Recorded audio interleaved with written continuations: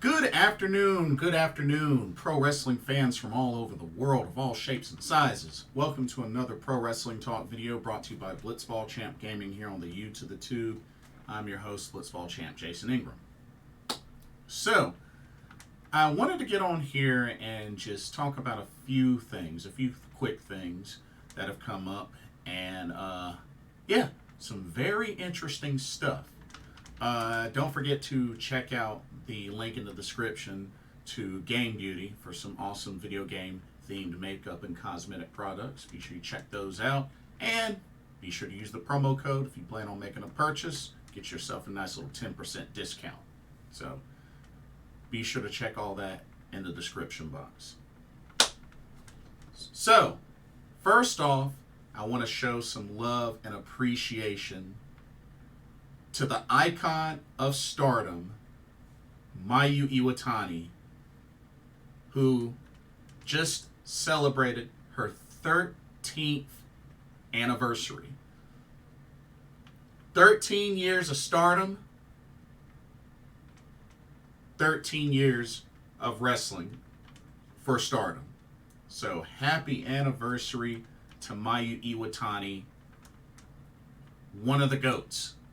One of the best female wrestlers in the world, and I have to say, she's on her way to having 1,000 matches alone in Stardom.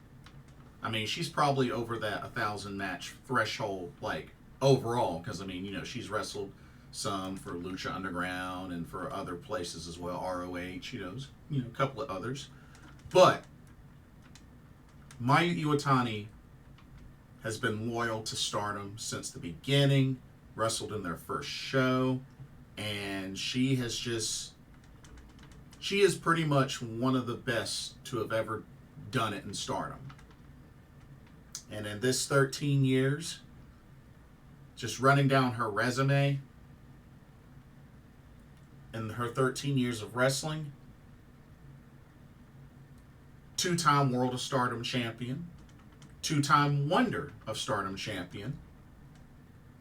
She's the current IWGP Women's Champion, former High Speed Champion, SWA Champion, 2-time Goddess of Stardom Champion, 5-time Artist of Stardom Champion, has won the Cinderella Tournament twice, actually back-to-back, has won the 5-Star Grand Prix once, has won the Goddess Tag League once, and outside of Stardom, she has been ROH Women of Honor champion. Quite a resume. And she's the second Grand Slam champion in Stardom history, which there's only been 2. Of course, Io Sky was the first, but just wanted to take some time to show my appreciation for one of the GOATs, the artist of Stardom, the leader of stars, Mayu Iwatani, and still is young, only in her early 30s. I mean, she still is very much in her prime, and she can still go with the best of them. And honestly, I would like to see her reach the milestone of 1,000 matches wrestled in Stardom. I would love for her to meet that milestone before she decides next move, retire, whatever. You know what I mean? But, I mean, it's pretty much safe to say she's done really all there is to do in Stardom. Of course, with the exception of the future Stardom Championship, which she doesn't need. But that is quite a resume. Definitely one of the best to ever do it in Stardom, for sure. So, definitely congratulations to her. Happy anniversary, Mayu Iwatani. Might be ditzy, might be clumsy, but still a fan favorite. One of the best in the ring, and has not slowed down one bit. And I think she will continue to shine bright overall in the women's division. Like, not just Stardom, but overall in the women's division around the world. So, shout out to Mayu Iwatani. Happy anniversary. 13 years, and happy anniversary to World Wonder Ring Stardom. Next up, let's talk a little bit about Kazuchika Okada. Now, name is very much still a buzz, but apparently the word is there's sources across WWE, New Japan, Pro Wrestling, AEW, that reports of Okada to WWE and NXT are premature. Which means still up in the air. We still don't know. We don't know what his next move is. We know that he's got some TNA shows to do. He still has a few dates to finish up with New Japan Pro Wrestling. So, still have no idea what he's going to do. I mean, that's not to say that WWE still isn't a possibility. You know, it very much is. AEW as well. Heck, even TNA is. So, if you ask me, part of me feels like AEW has a slight advantage. Just a slight advantage. But anything can happen. Anything can happen. So, I'm just really, just got to keep our eyes out. Not sure where Okada will land, but it should be very interesting. So, we'll see. We'll see how it goes. Also, The Rock, Dwayne Johnson, just got appointed to the board of directors of TKO. Not only that, he has also trademarked The Rock. So I believe he now owns full ownership of The Rock. Wow, that's big. It's pretty big. But yeah, Dwayne Johnson on the board of directors for TKO. Well, and there's still, there's rumblings about the possibility of him wrestling Roman Reigns.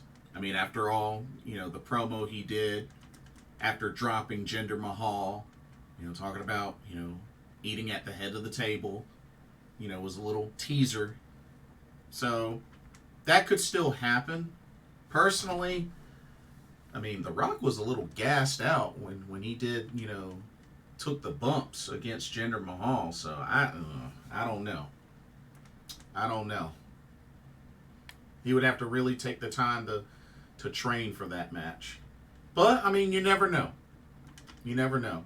But congratulations to Dwayne "The Rock" Johnson on getting appointed to TKO Board of Directors. That's pretty interesting.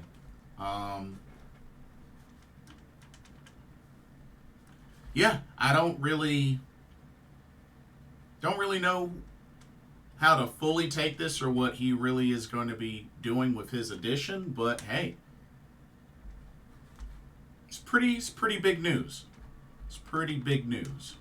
So, we'll see what happens.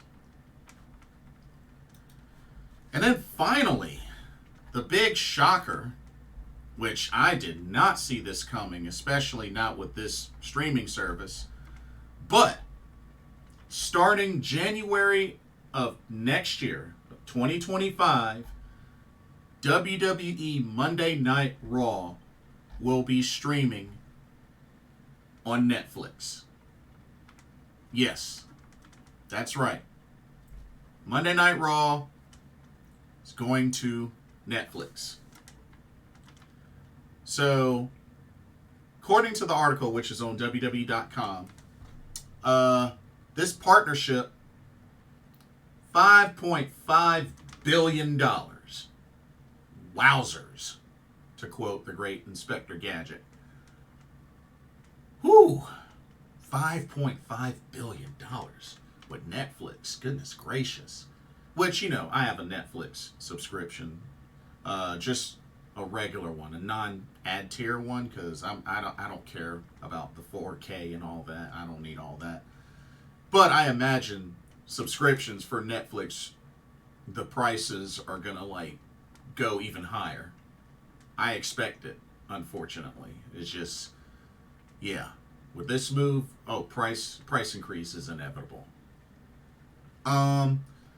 Says beginning January 2025, Netflix will be the exclusive new home of Raw in the US, Canada, UK, and Latin America, among other territories, while additional countries and regions to be added over time.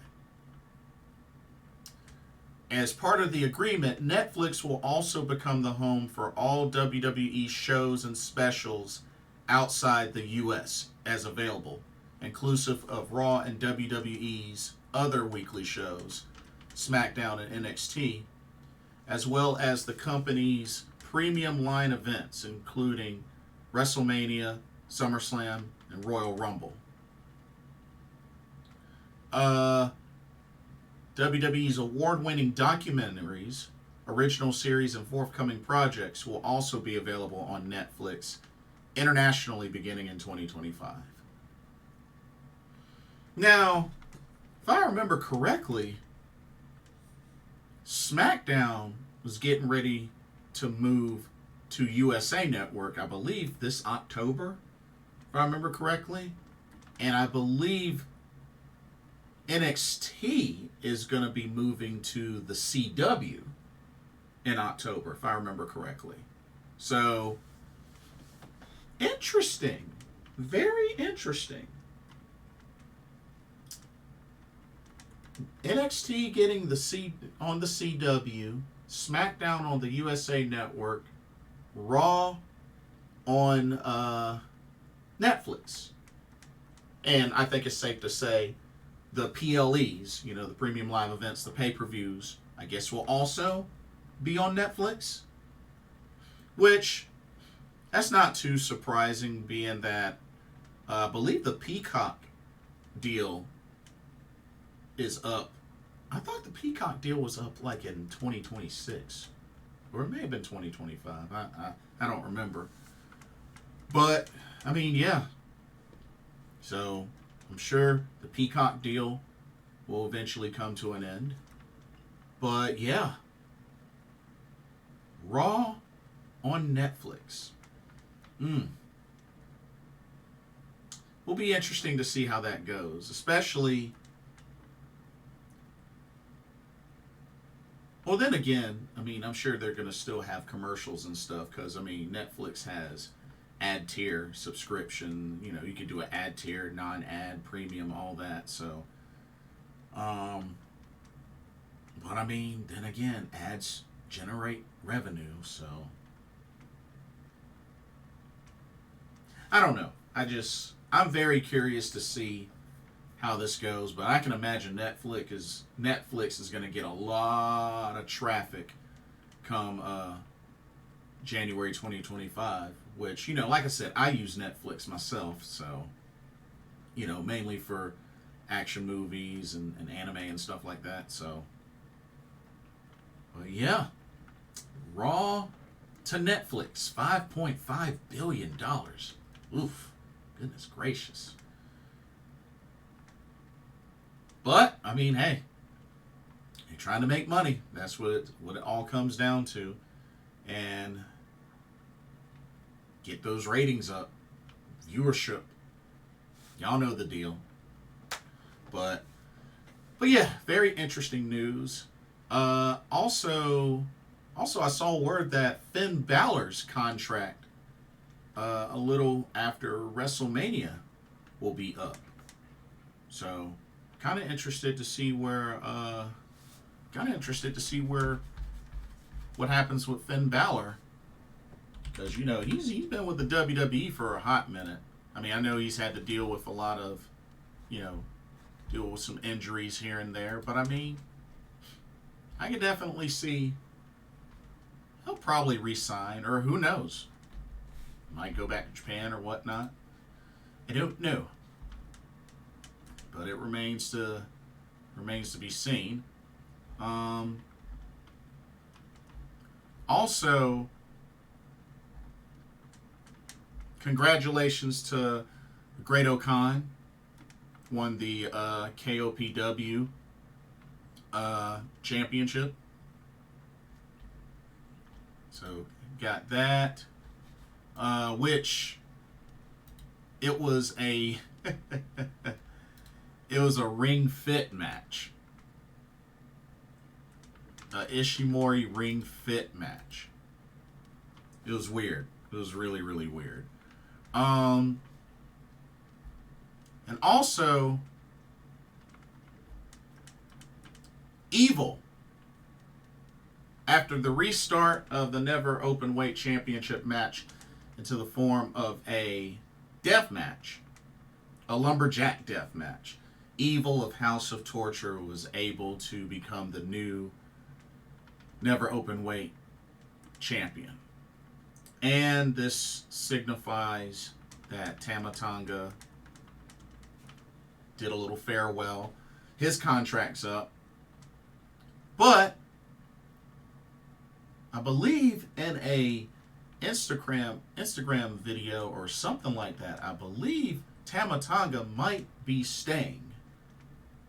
I think he might be staying in New Japan Pro Wrestling. So, yeah. I'll just leave it at that. But I think he may be staying. But we shall see what happens. But it's exciting. This is exciting. Oh yeah. Let's also take a look at the current standings of the We Are Princesses Max Heart Tournament 4. Yeah. So the semifinals have been set. So let's take a quick look. Let me get the graphic up. Make sure I have the right one. Is this the right one? No, that's not the right one. Let me get the right one. There's the right one. Okay. Let me just move this over here. And let's take a look. All right, here we go. There you are, ladies and gentlemen. The semifinals have been set. It will be the team of International Princess Champion Yuki Arai and Wakana Uehara taking on Daydream, which is Rika Tatsumi, the White Dragon, and Mayu Iwatani. And then you have Daisy Monkey of Suzume and Aris Endo taking on my karate sisters, Moka Miyamoto and Juria Nagano. And the semifinal matches will take place this Saturday, the 27th of January.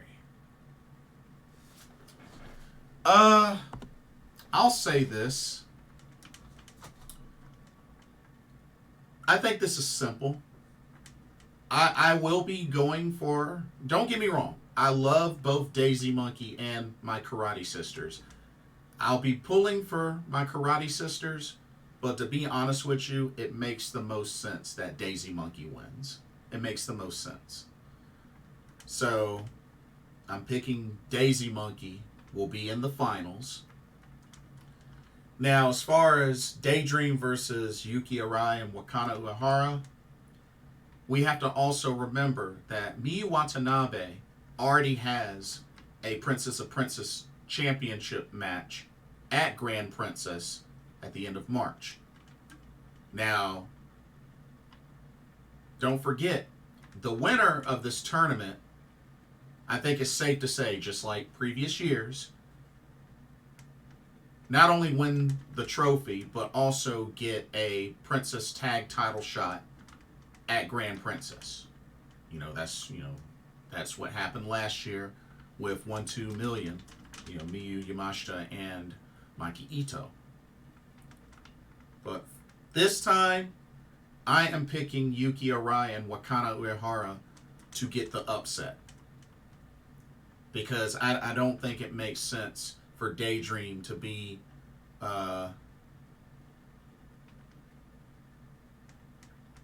well, I'll be kind of shocked.